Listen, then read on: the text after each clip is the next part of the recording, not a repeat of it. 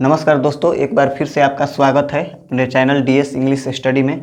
तो आज हम लोग ऐसे इडियम्स और फ्रेज पढ़ेंगे जो हम लोग डेली लाइफ में अपने बोलचाल के भाषा में हमेशा यूज करते हैं। तो देखिए, सबसे पहले हमारा है इन ए वे। ठीक है, इन ए वे का मतलब होता है एक तरह से। इसका देखिए हम लोग कैसे अपने सेंटेंस में यूज करते हैं। चलिए देखिए, जैसे उसका बयान एक तरह से संदेहास्पद था।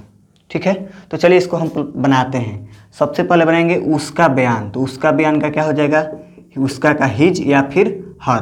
तो हिज स्टेटमेंट, बयान का हो गया स्टेटमेंट, हिज स्टेटमेंट हो गया। उसके बाद बनाएंगे पहले बनाएंगे उसका बयान संदेहास्पद था। तो उसका बयान हिज स्टेटमेंट हो गया वाज। संदेहास्पद का होगा हमारा डाउटफुल, DOUBT, डाउटफुल हो गया। ठीक है, उसके बाद क्या है, एक तरह से। एक तरह से यहाँ पर क्या है, इन अ वे। तो हम लोग लिख देंगे इन अ वे। ठीक है, उसका बयान संदेहास्पद था, हम लोग बना लिए हिज स्टेटमेंट वाज डाउटफुल, एक तरह से इन अ वे। ठीक है, चलिए इस पर हम लोग नेक्स्ट देखते हैं। जैसे देखिए, बलात्कारियों को गोली मारना एक तरह से सही निर्णय है। ठीक है, तो यहाँ पर भी है एक तरह से। तो हम लोग इसको बनाएंगे पहले कैसे, पहले बनाएंगे बलात्कारियों को गोली मारना। तो ये देखिए, ये है जीरंड, गोली मारना जीरंड, जो हम लोग यूज करते हैं ना। जैसे टहलना एक व्यायाम है, खेलना एक प्रकार का व्यायाम है, या फिर हम लोग बनाते हैं साइकिल चलाना एक व्यायाम है। तो उसमें हम लोग क्रिया को सब्जेक्ट मान लेते हैं। तो क्रिया में हम लोग या तो पहले टू लगाते हैं या फिर क्रिया में ING लगा करके बना देते हैं। चलिए, गोली मारना का होता है शूट, तो हम लोग पहले टू लगा देंगे, टू शूट। अब बलात्कारियों का क्या होगा, द रेपिस्ट, प्लुरल है तो हम लोग एस लगा देंगे। उसके बाद क्या है, सही निर्णय है, तो इज राइट डिसीजन।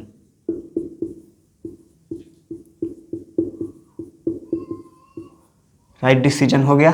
उसके बाद एक तरह से, इन अ वे। चलिए अब हम लोग दूसरा देखते हैं, गॉड विलिंग, जिसका अर्थ होता है भगवान ने चाहा तो। हम लोग अक्सर ऐसा वाक्य बोलते हैं, भगवान ने चाहा तो ये हो जाएगा, भगवान ने चाहा तो ये हो जाएगा। तो चलिए हम लोग देखते हैं, भगवान ने चाहा तो भारत एक दिन विकसित राष्ट्र बन जाएगा। तो चलिए बनाते हैं। सबसे पहले हम लोग बनाएंगे भगवान ने चाहा तो इसका बनेगा God willing, God willing, God willing हो गया। उसके बाद बनेगा भारत एक दिन विकसित राष्ट्र बन जाएगा। तो यहाँ पर सब्जेक्ट क्या है, इंडिया, यहाँ पर कोमा दे देंगे। ठीक है, इंडिया बन जाएगा, तो विल, बनना या होना का अंग्रेजी होता है बी। अब क्या बन जाएगा, एक दिन विकसित राष्ट्र। तो विकसित राष्ट्र का हो जाएगा हमारा अ डेवलप्ड कंट्री। उसके बाद क्या है, एक दिन, यानी वन डे हो गया। चलिए नेक्स्ट देखते हैं हम लोग। नेक्स्ट है भगवान ने चाहा तो आप अवश्य सफल होंगे। तो चलिए सबसे पहले हम बनाएंगे भगवान ने चाहा तो क्या होगा इसका, God willing, God willing, God willing हो गया। उसके बाद कोमा दे देंगे। उसके बाद देखिए क्या है, आप अवश्य सफल होंगे, तो इसको बनाएंगे। तो आप, यू अवश्य सफल होंगे, तो हम लोग यू के साथ शैल लगाते हैं, सॉरी विल लगाते हैं, लेकिन यहाँ पर अवश्य है, तो जब अवश्य रहता है तो हम लोग शैल लगाते हैं। ठीक है, यू शैल, होना का बी, सफल का सक्सेसफुल। ठीक है, चलिए नेक्स्ट हमारा है इवन देन। इवन देन का मतलब होता है फिर भी या तब पर भी। तो चलिए इसको हम लोग यूज करते हैं सेंटेंस में। तो देखिए, मैं आप लोगों के लिए अच्छी वीडियो बनाता हूँ, फिर भी आप लोग मेरा चैनल को सब्सक्राइब नहीं करते हैं। ये मैं अपने चैनल के प्रमोशन में बोल दिया। ठीक है, अब तो आप लोग कर दीजिए। चलिए देखिए हम लोग बनाते हैं, मैं आप लोगों के लिए अच्छी वीडियो बनाता हूँ। सबसे पहले मैं आई हो गया, बनाता हूँ, क्रिएट अच्छी वीडियो, अ गुड वीडियो हो गया। किसके लिए, आप लोगों के लिए, तो फॉर यू। ठीक, इतना तक तो हो गया, कोमा। फिर भी के लिए यहाँ पर है शब्द इवन देन, इसी को हम लोग यूज कर रहे हैं सेंटेंस में। तो इवन देन हो गया, फिर भी क्या, इवन देन। उसके बाद है आप लोग मेरे चैनल को सब्सक्राइब नहीं करते हैं। मैं आप लोगों के लिए अच्छी वीडियो बनाता हूँ, यहाँ से यहाँ तक एक सेंटेंस हो गया। उसके बाद फिर भी जो हमारा कंजंक्शन है या सेंटेंस कनेक्टर कह लीजिए, उसके लिए हम लोग इवन देन यूज करते हैं। फिर उसके बाद आप लोग मेरे चैनल को सब्सक्राइब नहीं करते, ये एक अलग सेंटेंस हो गया। तो चलिए हम लोग इसको बनाते हैं, आप लोग मेरे चैनल को सब्सक्राइब नहीं करते हैं, तो इवन देन यू सब्सक्राइब नहीं करते हैं, तो you do not subscribe, you do not subscribe, ठीक है, माई चैनल। चलिए ये हो गया। हम नेक्स्ट देखते हैं, आपके पास सब कुछ है फिर भी आप खुश नहीं हो, ठीक है। तो पहले बनाएंगे आपके पास सब कुछ है, तो ऐसा ही यू पास होना का have, you have everything, you have everything, फिर भी आप खुश नहीं हो, तो फिर भी के लिए इवन देन हो गया। आप खुश नहीं होते, you are not happy, you are not happy, ठीक है। चलिए अब हम लोग नेक्स्ट वर्ड देखते हैं। नेक्स्ट वर्ड हमारा है कैजुअली। कैजुअली का मतलब होता है यूं ही या ऐसे ही, ठीक है। तो जैसे देखिए, मैंने तो बस आपसे ऐसे ही पूछा था, मतलब बिना किसी वजह का, कैजुअली। तो चलिए सबसे पहले हम बनाते हैं, मैंने तो बस आपसे ऐसे ही पूछा था, ठीक है। चलिए ये है पास्ट परफेक्ट टेंस। चलिए बनाते हैं, I had, sorry past perfect tense नहीं, पास्ट इंडेफिनिट टेंस है। आई पूछना का, आस्क पास्ट इंडेफिनिट टेंस में हम लोग वर्ब का दूसरा रूप यूज करते हैं। आई आस्क्ड आपसे, यू कैजुअली। देखिए यहाँ पर बस भी है, तो हम लोग सबसे पहले इसको आस्क्ड के पहले जस्ट कर देंगे। आई जस्ट आस्क्ड, आपसे का यू, उसके बाद हम लोग रखेंगे क्या, ऐसे ही क्या, कैजुअली, ठीक है। बस के लिए जस्ट, बस मतलब ऐसे ही।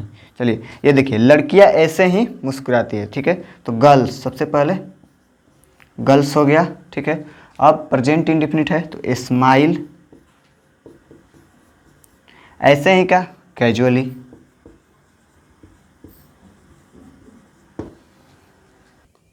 चलिए दोस्तों, हम लोग का नेक्स्ट जो है वर्ड है वो है द वे, मतलब जिस तरह से या जिस प्रकार से, ठीक है। तो चलिए इस पर हम लोग सेंटेंस देखते हैं। जिस तरह से तुम पढ़ रहे हो तुम कभी सफल नहीं होगे। तो चलिए हम लोग बनाते हैं, पहले बनेंगे जिस तरह से, तो क्या होगा, द वे, तो हो गया द वे।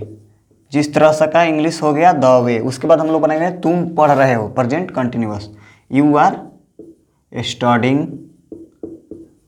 ठीक है, कोमा।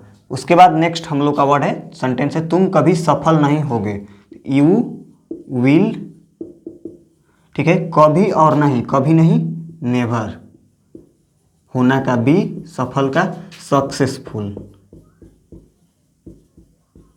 सक्सेसफुल, ठीक है। चलिए नेक्स्ट हम लोग इस पे वर्ड देखते हैं, जिस प्रकार से आप बोलते हैं आपको कोई पसंद नहीं करेगा। चलिए हम लोग बनाते हैं, पहले बनाएंगे जिस प्रकार से, तो जिस प्रकार से का क्या होगा, द वे।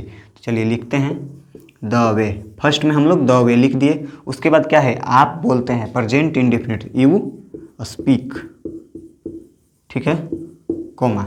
आपको कोई पसंद नहीं करेगा, तो नोबडी, कोई पसंद नहीं करेगा। यहाँ पर कोई जो है वो सब्जेक्ट है, आपको नहीं है, नोबडी विल लाइक यू,